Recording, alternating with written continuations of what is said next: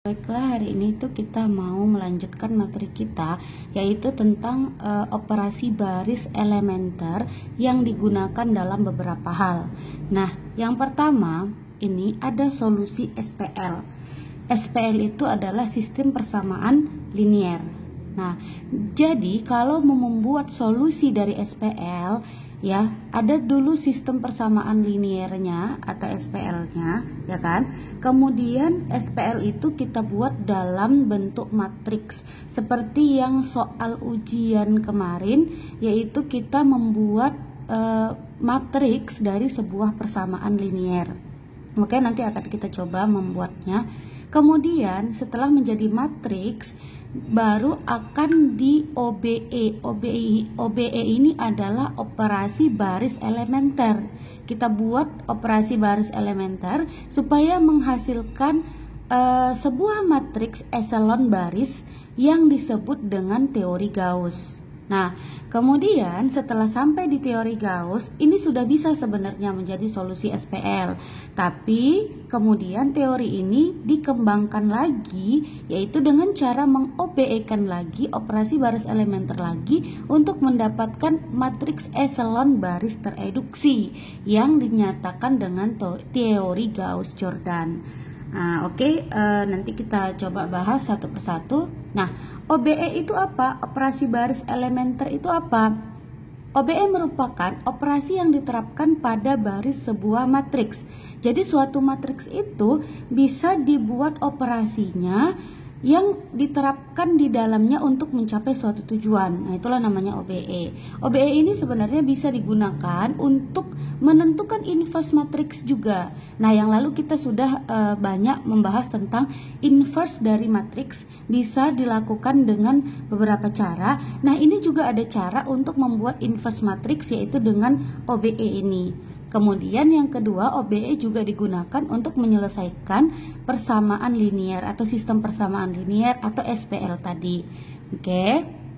Nah, bagaimana cara memakai OBE? Nah, untuk memakai OBE ini ada 3 ketentuan yang harus diperhatikan. Yang pertama, pertukaran baris. Ya, jadi baris itu bisa ditukar, yaitu operasi di mana menukar posisi suatu baris dengan baris yang lainnya dalam sebuah matriks. Jadi kalau ada matriks, baris pertama kita ganti dengan baris kedua, itu boleh.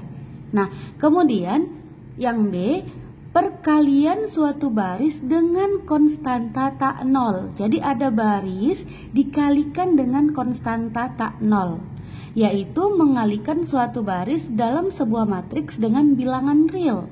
Harus real, tidak boleh nol, karena kalau dikalikan dengan nol hasilnya pasti nol. Nah, nanti kita lihat contohnya. Yang ketiga atau C, menjumlahkan atau penjumlahan suatu baris dengan hasil kali, ya. Jadi nggak boleh langsung menjumlahkan, tapi menjumlahkan dengan hasil perkalian dulu. Nah, jadi kalau tadi mengalikan boleh, kalau ini kalau menjumlahkan dia harus menjumlahkan dengan hasil perkalian baris lain dengan konstanta tak nol. Nah, di sini ini contohnya ya, kita buat contoh soalnya. Ada di sini suatu SPL nih, SPL-nya. Nah, proses eliminasi Gauss-Jordan ya. Tadi kan ada Gauss-Jordan. Nah, ini kita yang Gauss dulu. Proses eliminasi Gauss dengan OBE. Yang mana itu Gauss? Yang ini Gauss, yaitu dari SPL dulu buat jadi matriks, kemudian di OBE untuk menghasilkan Gauss, ya. Nah, ini dia. Ini dia SPL. Ini dia SPL-nya, ya. Kita jadikan matriks dulu. Setelah jadi matriks, kita OBE untuk teori Gauss-nya. Kita lihat di sini. Nah, ini kan dia berarti matriksnya. Ini yang kemarin saya rasa ada yang sudah paham. Kalau dia X berarti di sini 1 dibaliknya. 1 1 1 5 2 3 5 8 4 5 0 2. Nah, seperti ini hasilnya. Nah, 1 tadi dari sini 1 1 1, ini hasilnya. Kemudian di sini tadi 2 3 5 8, yang ini 2 3 5 8, ambil variabel dari angka dari setiap variabelnya. Kemudian di sini ada 0. Kenapa ada 0? Karena di sini y-nya nggak ada. Y-nya kosong. Berarti X-nya 4, Y-nya kosong, Z-nya 5. Nah, 4, 0, 5, kemudian di sini 2. Jadi harus diperhatikan ya, mana yang kosong di sini. Inilah dia hasil dari matriksnya, ya. Inilah matriks dari SPL-nya. Setelah menjadi matriks, kita OBE untuk mendapatkan Gauss. Nah, jadi di sini langkah kedua kita membuat OBE untuk menghasilkan Gauss. Nah, ini boleh kita pindahkan aja mungkin ya ke buku biar supaya lebih paham untuk penyelesaiannya. Nih tadi katanya ada beberapa ketentuan yang ada di sini, yaitu pertukaran baris, perkalian dengan konstanta tak nol, dan penjumlahan dengan hasil perkalian. Oke, di sini ada, ini langkah-langkahnya ini, biar gampang saya akan membuatnya di dalam tulisan. Nah, tapi coba dilihat di sini. Kita lihat dulu langkah 1. Langkah 1 inilah matriks lengkapnya. Kemudian setelah tadi dari SPL kita buat matriks lengkap, inilah langkah pertama. Langkah kedua adalah kita tentukan sumbu atau kunci elemen sebagai patokan pemakaian OBE setiap kolom dari diagonal utama. Jadi ingat ya, diagonal utamanya ini harus kita perhatikan. Kenapa? Karena nanti ada langkah selanjutnya, yaitu langkah ketiga, ya. Menggunakan OBE ini tadi diagonal utamanya harus satu semua. Kenapa? Karena di sini ada ketentuan. Yuk kita baca. Yang namanya matriks eselon baris, ya. Matriks eselon di sini kan ada tadi katanya.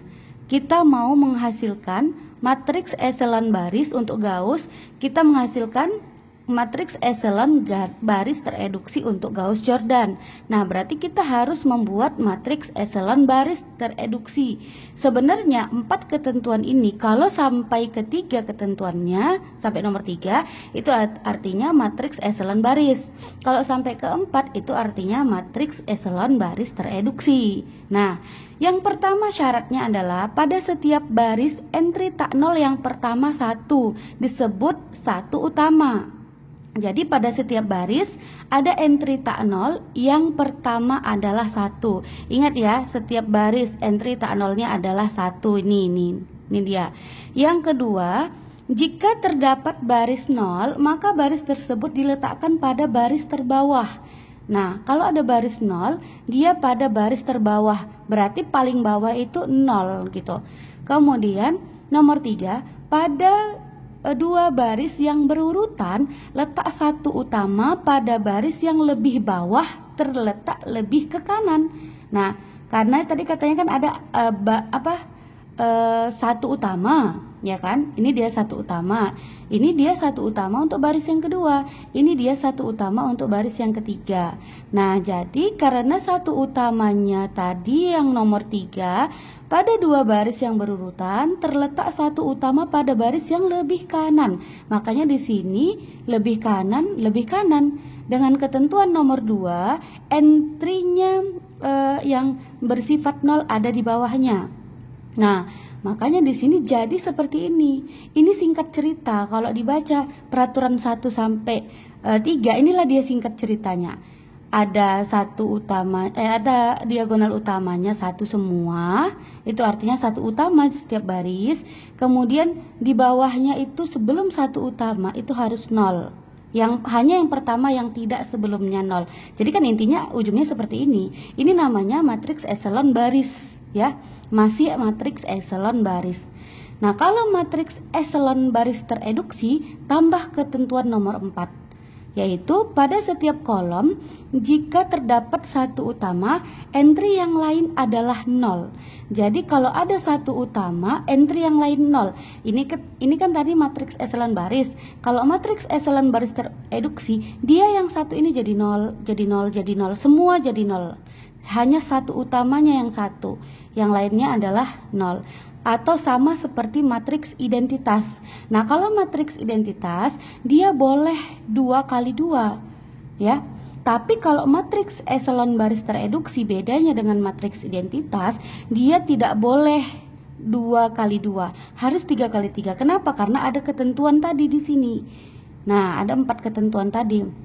Jadi intinya adalah di matriks eselon baris kita harus membuat satu utama, entry-nya itu diagonal utamanya 1 semua dan 3 buah 0 di bawahnya. Nah, untuk Gauss-Jordan kita harus membuat 0 semuanya selain 1 utamanya, atau diagonal utamanya 1 semua. Itu intinya. Nah, untuk menghasilkan ini dan ini kita butuh OBE. Kita harus ganti seperti yang ada di sini tadi. Nanti kita buat contohnya ya. Seperti yang ada di sini tadi. Nah, ini. Nah, kita harus ganti elemen-elemennya untuk mendapatkan ini. Dengan pergantian-pergantian tersebut terciptalah ini. Inilah nanti yang menjadi hasil ya dari SPL-nya.